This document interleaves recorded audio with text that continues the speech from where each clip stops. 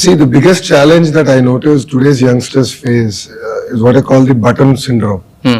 అంటే ఒక బటన్ నొక్కితే ఫుడ్ వస్తుంది, ఒక బటన్ నొక్కితే సినిమా చూడొచ్చు, ఒక బటన్ నొక్కితే నిత్యావసర సరుకులన్నీ ఇంటికి వస్తాయి. సో జీవితంలో బటన్ నొక్కితే ఎగ్జామ్ లో 100% mark రావాలనుకుంటారు.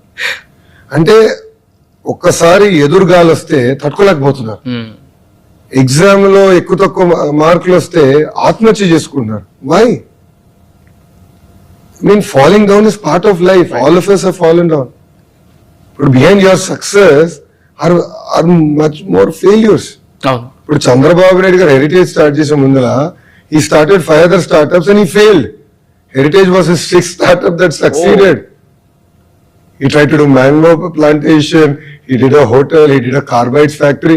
All those are failures, but no one talks about that. They only talk about, oh, this is a success. Right.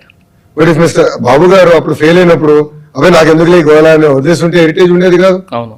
రాజకీయంగా నేను మంగళగిరిలో ఓడిపోయి తెలుగుదేశం పార్టీ కేవలం ఇన్నే సీట్లు వచ్చినాయి, ఎందుకు లేదు ప్రజలు మారలే నేను అనుకుని ఇంటికి పడుకుని ఉంటే ఈ రోజు ఈ స్థాయికి నేను వచ్చేవాడు కాదు. ఇప్పుడు నన్ను అనేక సార్లు ట్రోల్ చేశారు, మీమ్స్ చేశారు, బాడీ షేమింగ్ చేశారు, కానీ నేను భయపడలేదు. That's part of life. If someone is targeting you అంటే నువ్వు ఏదో సరిగ్గా చేస్తున్నట్టే కదా, వాళ్ళు నువ్వు థ్రెట్ అవుతాయి కదా వాళ్ళు టార్గెట్ చేస్తారు. So take it head on, take challenges. Failure is a stepping stone to success. So ఒక దెబ్బ కాదు 10 దెబ్బలు తింటాం, ఏం పర్వాలేదు.